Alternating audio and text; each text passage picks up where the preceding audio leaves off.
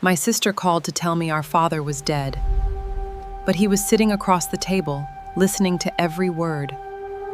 At 6:17 on Sunday morning, Julia Mercer's phone began to vibrate across the black marble table, and before she saw the name, she knew something had gone wrong. Rebecca never called before sunrise without a reason. Across the table, Thomas Mercer sat alive, fighting with a jar of blackberry preserves. Nolan Park stood near the window, one hand resting on a sealed evidence envelope. Julia answered and put the call on speaker. For a moment, there was only breathing. Then Rebecca spoke in a voice so calm it sounded rehearsed. "Dad died during the transfer last night." Thomas stopped twisting the jar. "The doctors said it was quick," Rebecca continued. "Before it happened, he made his wishes clear. Mercer Woodworks, the mountain property, the accounts, everything goes to Daniel and me. You get nothing, Julia." A man shifted in the background. "Daniel." Julia felt her fingers close around the table. Rebecca explained that a private cremation had been arranged and that the memorial would begin at 2 that afternoon at the American Legion Hall in Asheville. "Please don't make this harder," she said. "For once, respect what Dad wanted." Julia looked at her father. Thomas's face had gone still, but his eyes were sharp. He raised one finger to his lips. "Let her finish." Julia swallowed, every question burning behind her teeth. "I understand," she said. Rebecca exhaled. "Good. We'll see you at 2. The call ended. Rain pressed against the windows. Thomas placed the unopened jar on the table. "She buried me before breakfast," he said. Nolan slid the envelope toward him. "Then this afternoon, she learns the danger of holding a funeral for a man who can still speak." 9 months earlier, Thomas had believed the worst thing waiting for him was a rotten board above the sign at Mercer Woodworks. The workshop stood outside Asheville beneath the Blue Ridge Mountains. Thomas had built dining tables, restored cabinets, and repaired church pews for decades. At 74, he still climbed ladders alone. On a hot Tuesday morning, the left rail shifted beneath him. He reached for the sign, missed, and fell 8 feet onto the gravel. The fall shattered his upper arm and damaged the shoulder joint badly enough to require surgery. Julia received the call while reviewing medication records at a nursing facility outside Atlanta. She booked the next flight. When she entered Thomas's room, Rebecca was beside the bed, holding his left hand. Daniel stood near the window, speaking confidently to the surgeon. His pale blue shirt was crisp, and his expression revealed nothing Julia could immediately challenge. 8 to 10 weeks before he can use the arm properly, the surgeon said. He'll need help with medication, transportation, bills, and daily tasks. Thomas, fogged by painkillers, gave Julia a crooked smile. "I've survived worse craftsmanship." For 2 days, the sisters moved carefully around each other. Julia checked medications and discharge instructions. Rebecca brought clothes, called relatives, and slept beside their father's bed. On the 3rd morning, they met near the vending machines. "You know I took care of Mom," Rebecca said. "I know." "No, you know the sentence. You don't know what it cost." She had reduced her hours, missed promotions, fought insurance companies, changed sheets at 2 in the morning, and watched their mother disappear one painful week at a time. Julia had visited whenever she could, but her life had been airports, reports, and hotel rooms. "I should have been there more," Julia admitted. The elevator opened, and Daniel stepped out holding coffee and a legal folder. "You built a career," he said. Rebecca stayed. "People can decorate that truth however they like." Julia pointed to the folder. Daniel explained that Thomas could not sign checks, drive, or manage workshop accounts with his arm immobilized. Suppliers still needed payment. A hospital social worker had recommended a temporary power of attorney. Julia read every line. The document lasted 10 weeks. It allowed Daniel to pay medical expenses, manage payroll, and handle household bills. It did not allow him to sell property, open loans, change beneficiaries, or alter Thomas's will. A notary would witness the signature. It was narrow and temporary. That was why Julia did not stop it.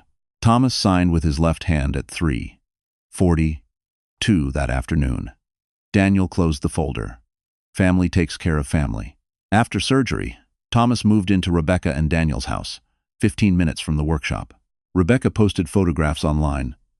Thomas at breakfast, Thomas under a blanket, Thomas smiling beside soup. Her captions carried the same accusation. Family means showing up. Love is measured in time, not promises. Julia called every evening. At first, Thomas answered. Then Rebecca began answering for him. He was sleeping. He was in therapy. He was confused by medication. When Julia asked to speak to him alone, Rebecca laughed. Now you want privacy? One night, Julia showed the messages to Nolan. They had met during a compliance investigation involving a company funded by his logistics firm. Nolan had read her report, fired 2 executives, and asked her to dinner. Give me Daniel's full legal name, he said. No. I can determine whether he has financial problems. I didn't ask you to investigate my family. Nolan watched her. Temporary access becomes permanent when no one demands the keys back. Julia heard the warning, but also the instinct beneath it. Nolan solved danger by taking control before anyone could object. Concern is not permission, she said. He inclined his head. Understood. 10 weeks passed. Julia asked Daniel for written confirmation that the power of attorney had expired. He ignored her. Rebecca accused her of treating the family like suspects.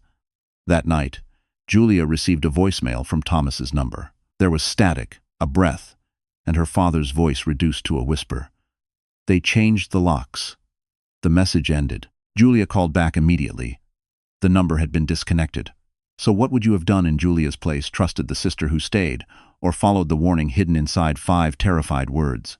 Julia called the disconnected number 6 times before accepting that no amount of anger could force a deadline to ring. She saved the voicemail, copied it to her laptop, and listened again through headphones. Static. A shallow breath. Her father's whisper. They changed the locks. Behind those 5 words was something worse than inconvenience. Thomas had built Mercer Woodworks with his own hands, chosen every hinge, cut every key, and repaired the front door after a storm split its frame. If someone had changed those locks without his permission, they were not simply keeping strangers out. They were keeping him in. Julia called Rebecca at once. Her sister answered on the 4th ring, sounding irritated rather than frightened. Dad left me a message, Julia said. Silence followed, brief but noticeable. He must have been confused, Rebecca replied. Confused about what? The medication makes him fixate on things. Daniel changed the workshop locks because Dad misplaced a key. Why was his phone disconnected? Rebecca exhaled slowly. Because he kept calling suppliers at night and forgetting what he ordered. We are trying to protect him, Julia asked to speak with Thomas. Rebecca said he was asleep. Julia asked her to wake him. Rebecca refused. By morning, the old voicemail had vanished from Thomas's cloud account, but Julia still had the copy. Over the next 2 weeks, she called at different hours. Rebecca always had an answer. Thomas was bathing, sleeping, eating, walking, meeting a therapist, or too emotionally fragile to talk. Daniel stopped returning emails about the expired power of attorney. When Julia requested copies of the workshop statements, he wrote back that Thomas's financial affairs were private. The sentence would have been reasonable if Daniel had not been the person making them private. Julia mailed her father a prepaid phone with 3 numbers saved under large buttons. Julia, Frank Dawson, and Emergency Services.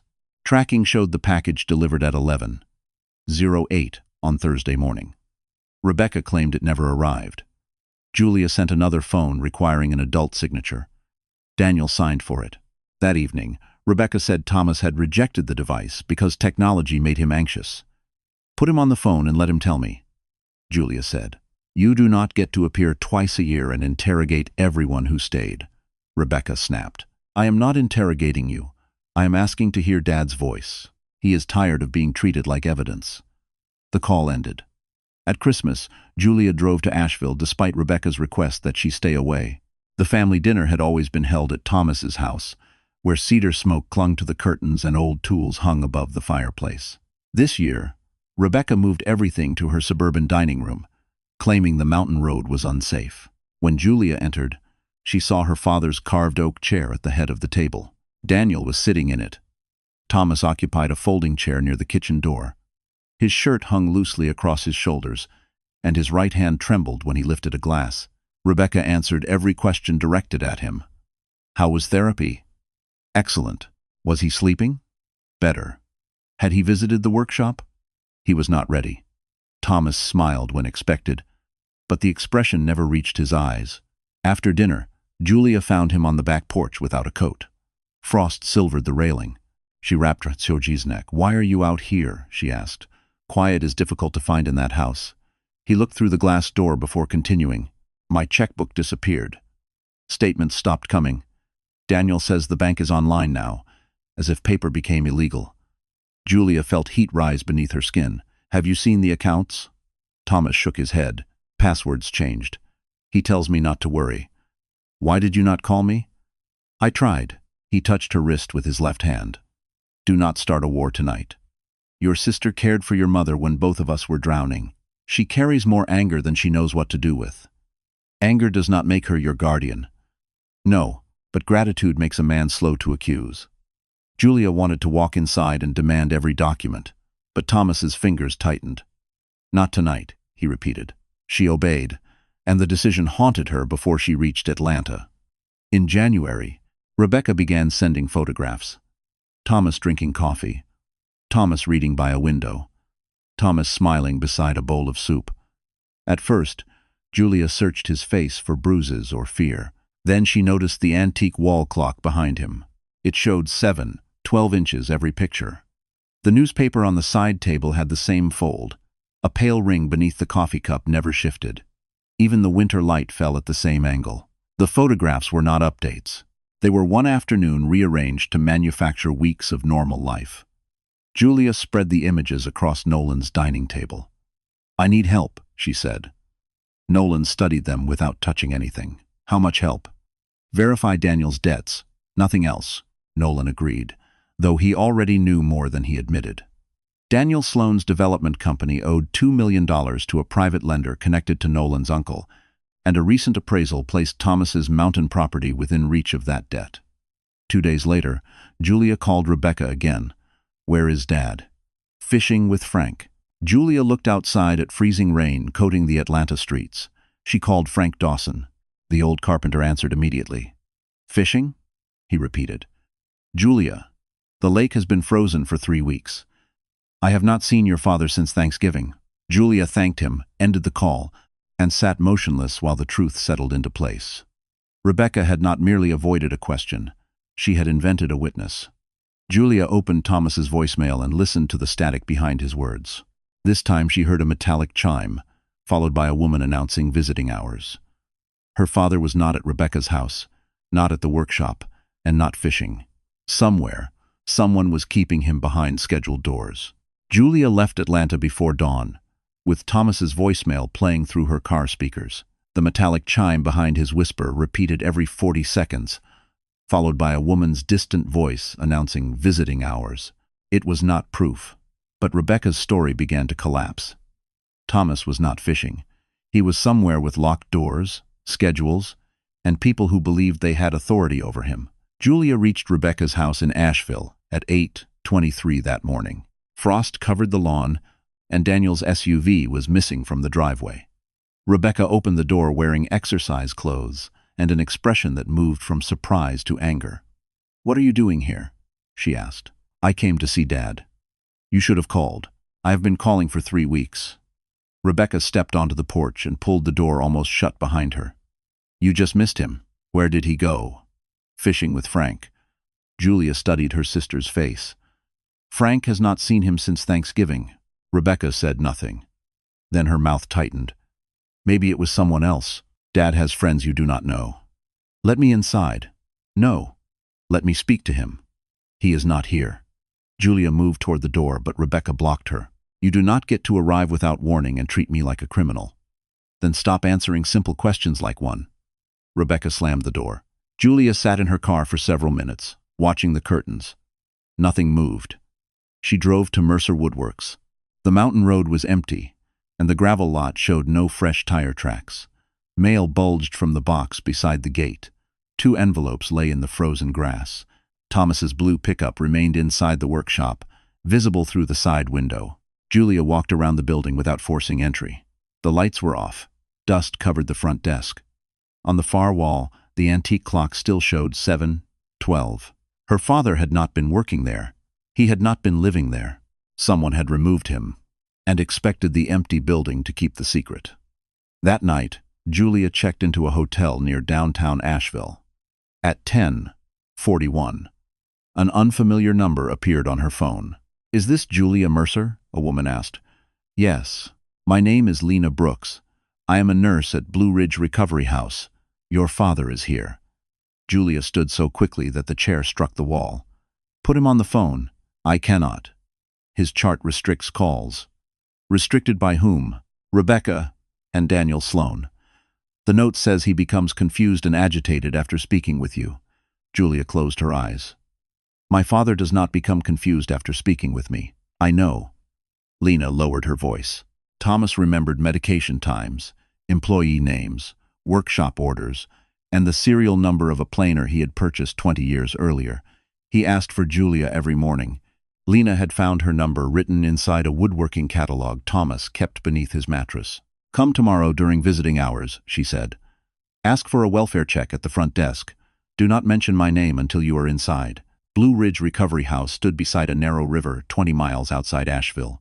The building resembled a country hotel with stone walls, curtains, and quiet polished floors. The front doors were locked. Julia showed identification and requested to see her father. The receptionist checked the computer and frowned. "You are listed as a restricted contact. My father is a competent adult. I want that restriction documented, and I want a supervisor present while you explain who authorized it." The word "documented" changed the woman's posture. 10 minutes later, Lena entered the lobby wearing navy scrubs. She did not smile, but her eyes told Julia everything. Thomas sat beside the window in room 214. He wore gray sweatpants, a green cardigan buttoned incorrectly, and slippers several sizes too large. His face had narrowed. When he saw Julia, he stared as if she might disappear. Then he stood, knocking over the chair. "Kiddo." Julia crossed the room and held him. His shoulders felt smaller than she remembered. "They told me you agreed," he whispered. "They said you thought I needed to be here. I did not know. They said you did not want my calls. They lied." Thomas explained that Rebecca and Daniel had brought him to the facility in December for temporary physical therapy. 2 days later, Daniel removed his phone and wallet. Staff members were told that Thomas had become paranoid about money and dangerous when contradicted. There was no dementia diagnosis, no court order, and no medical finding that he lacked capacity. Julia asked Lena for the records. Lena could not release them without authorization. Thomas reached for a pen. "Then I authorize it."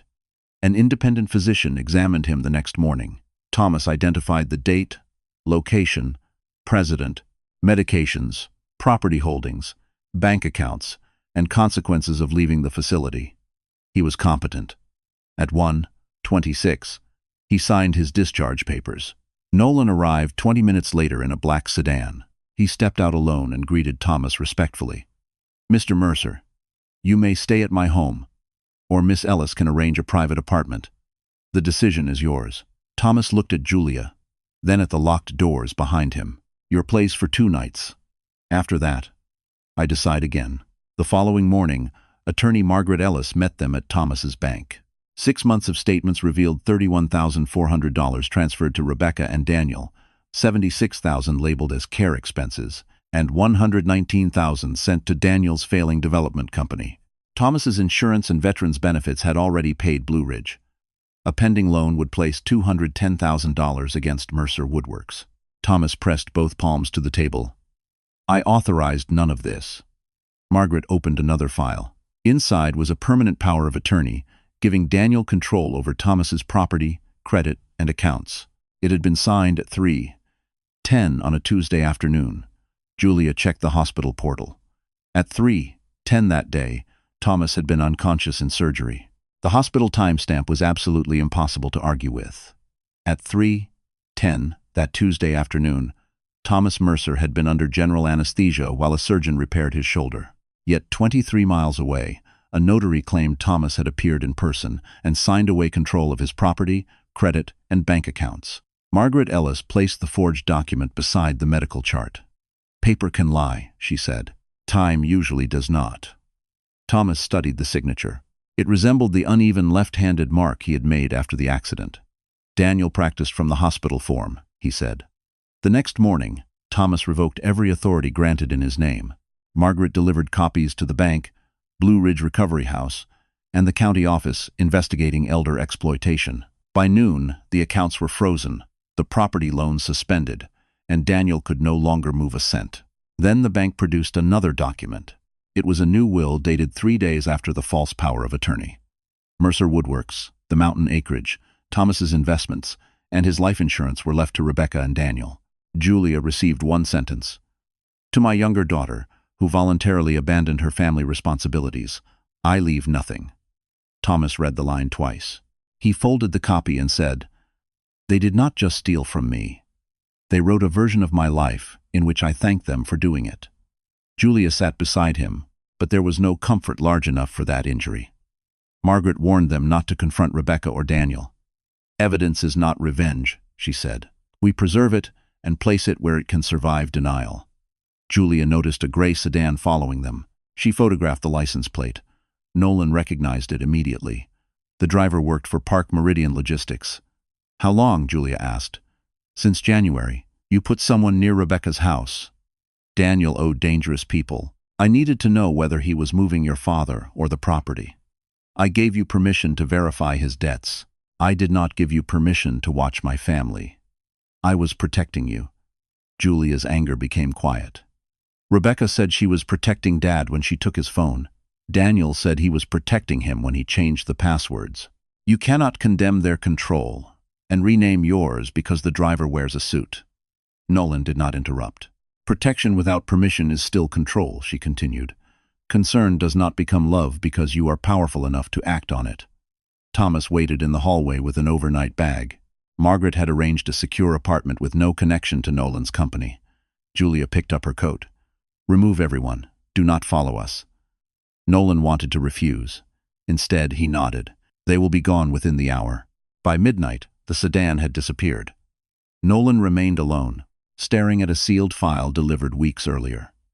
Inside were records connecting Daniel's company to Ridgeway Private Capital, a lender controlled by Nolan's uncle, Victor Park. Daniel owed more than $2 million. Mercer Woodworks was intended as collateral for an extension. Victor arrived the next morning and offered a solution requiring no courtroom. Park Meridian would purchase Daniel's debt, recover Thomas's money, destroy the forged papers, and force the Sloans to leave North Carolina. No police, no scandal, no investigation into Ridgeway. Everyone gets something, Victor said. The old man keeps his workshop. You keep the company. Nolan looked at the ledger on his desk. It connected Ridgeway to unlawful lending and hidden transfers disguised as legitimate revenue. Giving it to investigators could cost Park Meridian credit lines, contracts, and family loyalty. You are asking me to hide one crime by using another, Nolan said. Victor smiled. I am asking you to protect what belongs to you. Nolan remembered Julia telling him that power did not create permission.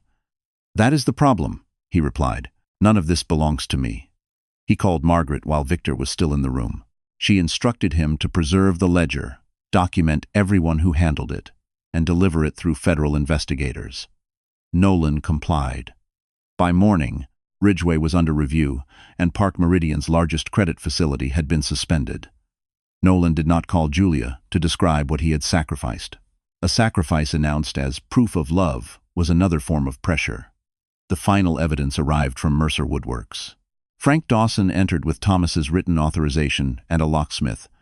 Daniel had cut power to the visible security monitor, but a solar backup camera above the loading door had continued uploading whenever the router connected. A technician recovered the footage. Most showed dust and empty workbenches. Then Frank found January 12th. Daniel and Rebecca stood beside Thomas's blue pickup, believing the camera was dead. Daniel spread documents across the hood and explained that the workshop would secure a loan extension. If Thomas dies under the old will, Julia gets half, he said. Rebecca paced beside the truck. And if he asks to see the accounts, you keep him away from the bank. She stopped. Forging a will is different. Different because it is wrong? Daniel asked. Rebecca looked toward the dark monitor. Different because we could get caught. Daniel told her the sale would cover everything. Rebecca was silent, then asked, How much would be left for us? Julia turned away from the screen. Thomas remained seated. Play the rest, he said. The recording continued until Rebecca agreed to support the new will and keep Thomas isolated. Margaret copied it into evidence. 2 days later, Rebecca announced that Thomas had suffered a fatal stroke during a transfer to hospice. A private cremation had already taken place. The memorial would begin Sunday at 2. There was no death certificate, no hospital record, and no cremation permit. Thomas studied the invitation. Julia told him they had enough to save the workshop. He owed no one a performance. Thomas placed the card on the table. "They have spoken for me long enough," he said. "On Sunday, I speak for myself." By 1:43 on Sunday afternoon, the American Legion Hall had already begun to smell of coffee, floor polish, and funeral flowers. 87 guests filled the rows beneath framed photographs of veterans, whispering while rain moved against the windows. At the front of the room, a walnut urn rested below a portrait of Thomas Mercer standing beside his blue pickup. White lilies surrounded the frame. Julia noticed them. Her mother had hated lilies and once called them flowers that looked proud of attending funerals. Rebecca should have remembered.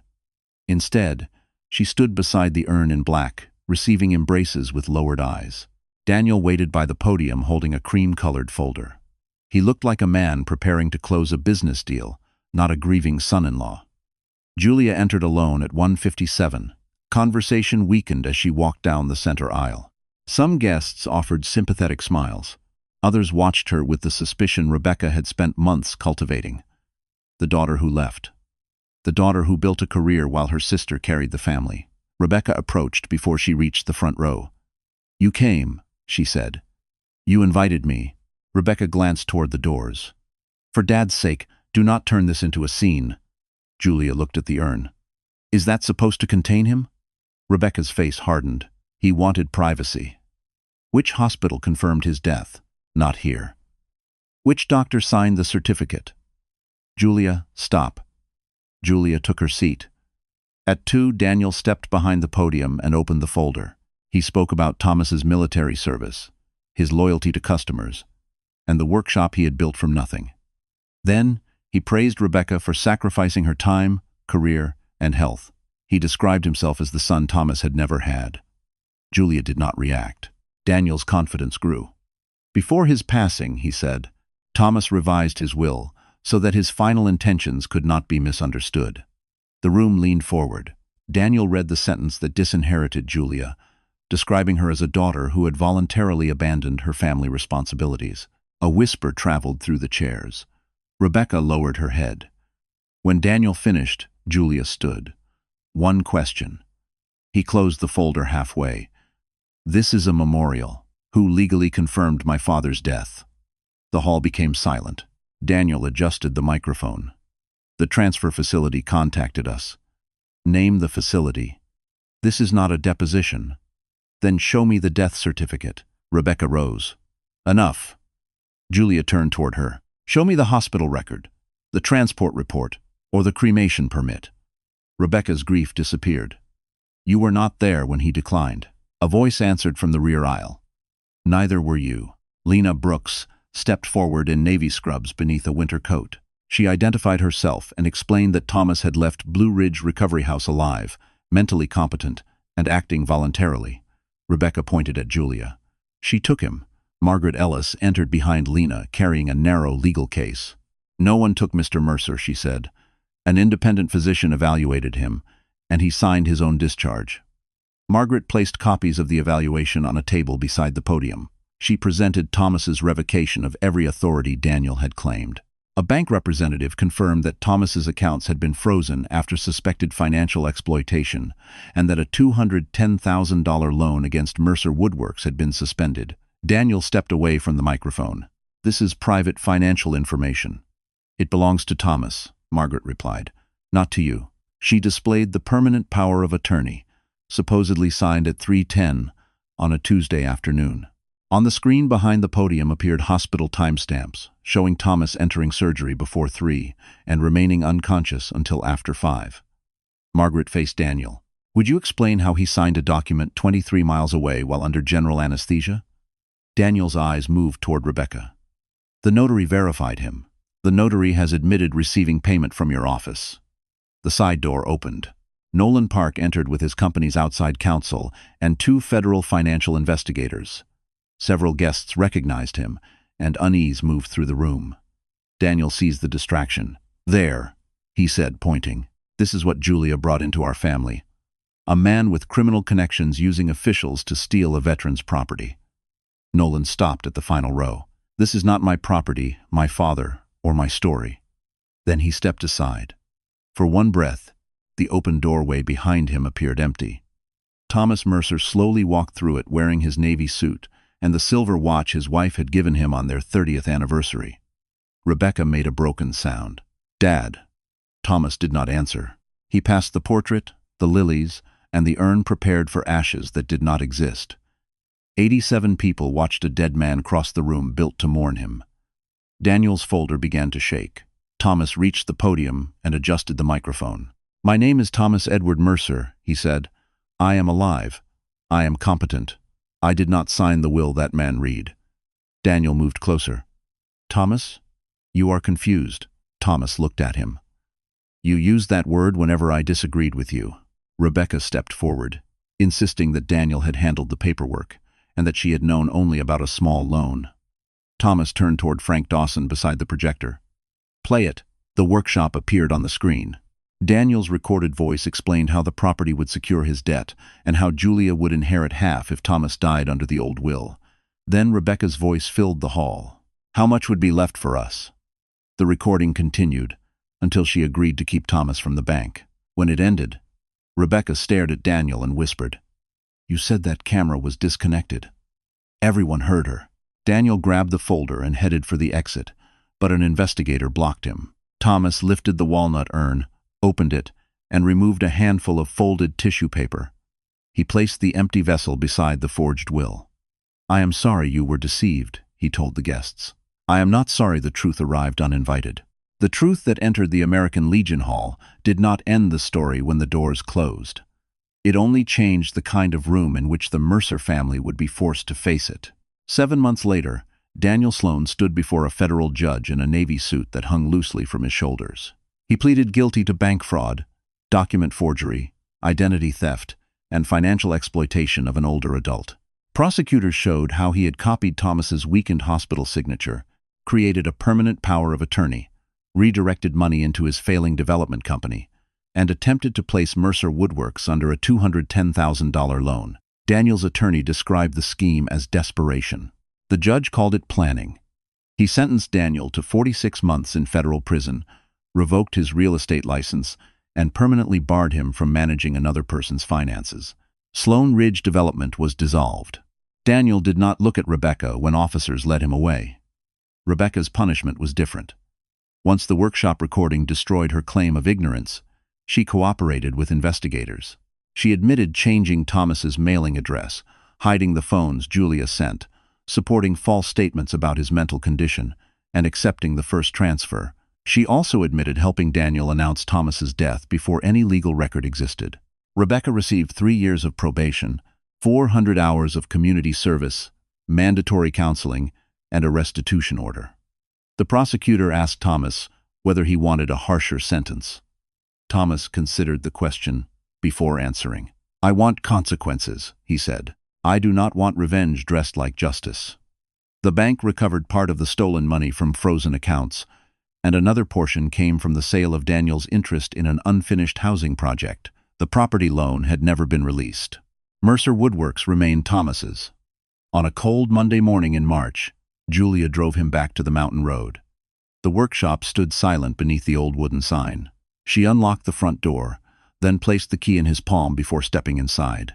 "Your building," she said. Thomas closed his fingers around it. "My decision." Dust covered the workbenches. Unopened mail rested in labeled evidence boxes. The antique wall clock remained frozen at 7:12. Thomas stood beneath it for a long time. His wife had wound that clock every Sunday evening. After her death, he had continued the habit because letting it stop felt like admitting the life they built had stopped with her. He opened the brass panel, adjusted the mechanism, and turned the key. One tick entered the room, followed by another. Julia heard something in the sound that no verdict could have given them. Time returning to the person from whom it had been taken. Thomas did not ask Julia to move home. Julia did not offer to abandon her career as proof of love. Instead, they created rules. No password would be shared without written permission. No mail would be redirected. No medical information would be withheld. No financial decision would be made without Thomas present. No act described as protection would be carried out without asking the person being protected. Thomas placed the rules in a blue folder and wrote across the front, "My name. My choice." Rebecca began sending letters from a small apartment outside Asheville. The first blamed Daniel. Thomas returned it unopened. The second blamed exhaustion, grief, and the years she spent caring for their mother. He kept it, but did not answer. The fourth letter contained no excuses. Rebecca wrote that sacrifice had made her feel morally superior. She had started believing that the hours she gave their mother entitled her to decide what everyone else deserved. Resentment had turned Julia's absence into a crime, and her own choices into a debt the family owed. Thomas read the letter twice. 6 weeks later, he agreed to meet Rebecca in a public cafe. She arrived early and placed her first restitution receipt on the table. Her apology did not mention Daniel, stress, or unfair circumstances. Thomas listened without interrupting. He did not hug her. He did not promise forgiveness. Before leaving, he said, "Accountability is the first honest thing you have brought me in years." It was not reconciliation.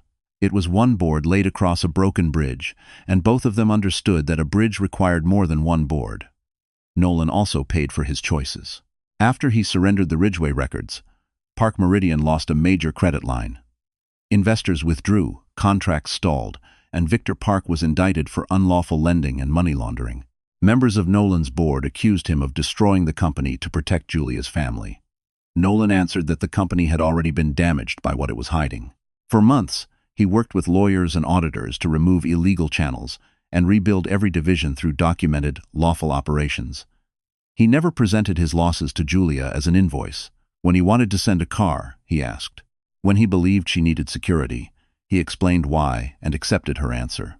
Trust returned slowly, not because Nolan became powerless, but because he learned that restraint was a form of strength. In May, Mercer Woodworks reopened. Half remained a restoration workshop. The other half became a community center where older adults could receive free help understanding powers of attorney, account alerts, medical consent, and property transfers. Margaret offered legal consultations. Lena trained caregivers to recognize coercion. Julia taught healthcare workers that concern could become abuse when it erased a patient's voice. Nolan funded ramps, lighting, and new computers, but his name appeared nowhere. On opening day, Thomas gave him an old woodworking plane polished smooth by decades of use. "Strength is not proved by what a man can control," Thomas said. "It is proved by what he can repair without claiming ownership." Some wounds had closed, others remained, but none of them would ever again be hidden behind silence. Nothing ever returned exactly as it had been. Above the reception desk, the antique clock kept ticking. This time, everyone heard it.